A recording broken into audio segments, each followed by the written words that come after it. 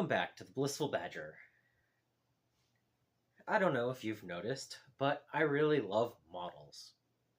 And another thing I really love is dice. I can never get too many dice.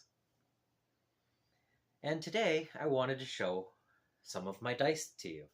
So before I go into my whole collection, I'll just go to the really cool part first. And recently I had the chance to try making my own resin dice.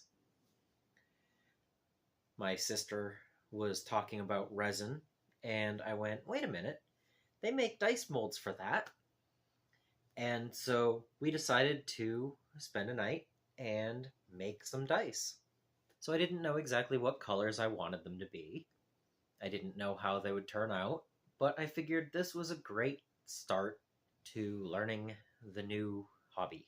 We had 2 of the one-piece molds for a 7-die polyhedral set, and 1 random D12 standalone. We used pigment powder to tint the resin, and overall, they mixed pretty interestingly. The yellow was a little bit less vibrant than I was expecting. It was more of a very bright orange.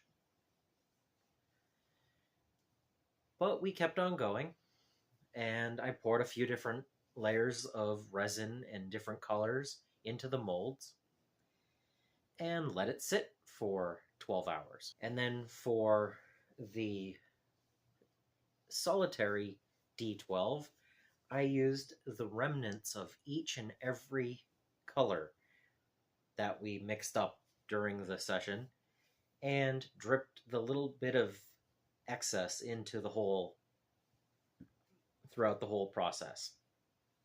Overall, none of these dice came out well enough that I could actually use them on tabletop, but I saw the fun of it, and I think with a few changes in process and maybe a slightly less bubbly resin, I could come up with some pretty nice dice, and maybe I'd have better luck rolling them. These are sharp-edged dice, so they don't roll quite as well. And they have air bubbles, and each of the upper facings is not smooth at all, but I have the itch. I want to make more. It was really fun, and I can't wait to add to my dice collection. And since I made them, I had to also paint them. Inking the numbers is always part of making a die, and I had a lot of fun painting up all of the little details. With the colors that the dice were, I decided that using Vallejo's Model Air silver would be the best way of making the numbers stand out. And I found watering it down just a little bit, thinning it down, putting it into the number, and then wiping it off with a paper towel had the best results, and took less time than trying to be exactly precise with it. I am super happy to add these to my dice collection. They are unique, I made them, and I look forward to making more in the future. But speaking of my collection as a whole, a few shots of my whole collection. So I don't just collect Chessex dice, though I do enjoy the feel of rolling them more than most of the dice that I've owned. I also have some inexpensive polyhedral sets that I bought off of Amazon, so that I always have a backup set when playing D&D. I have several sets of D6s just in case I want to have something different to roll. I have several of the Chessex 36 count pip dice in several different styles, mostly speckled. And then we come to the Magic the Gathering spin downs.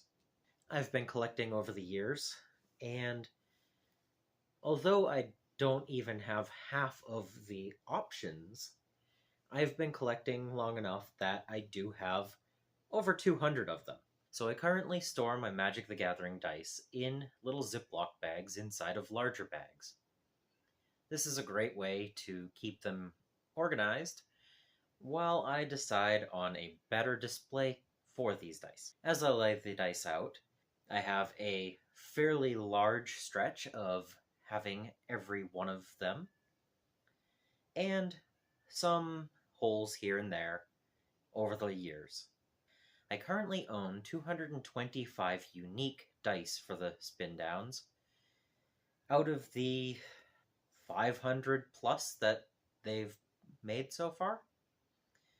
And then I also have a fair number of oversized spin downs, but that's not part of the primary collection. I really enjoy seeing the different editions and when they added new colors or when they changed the colors to a black die with different colored numbering instead of Wooburg. All of the Ravnica sets are always cool, and the Cons and Dragons dice are also pretty cool. If you notice, I do not actually own any of the Dragons of Tarkir dice. Yeah, part of the fun is going to different game shops and seeing what they have on offer. Having maybe 40% of the dice right now makes it a little bit harder than some other collections to grow out. There are plenty of options in the lower price ranges that I will fill in at some point. And I'm okay with not having very many of the first 30 sets. Some of these dice are 20 plus years old now, and I don't know how many they actually made. So the likelihood of getting them all is very low. Part of this is also finding a nice way to display the dice. I really find I like having 15 rows high and different columns of the different sets. They sit in the bags, just getting added to as I find them. But eventually I do want to make a really nice table for them, or a wall hang area, or something else. Magic history through dice. And now I get to add my own custom dice to the pile. And that just feels really cool. So, do you have any really cool dice that you collect? Subscribe if you haven't, so that you don't miss any future videos. I also want to thank my patrons and supporters for making these videos possible. And until next time, I hope you find your bit of bliss.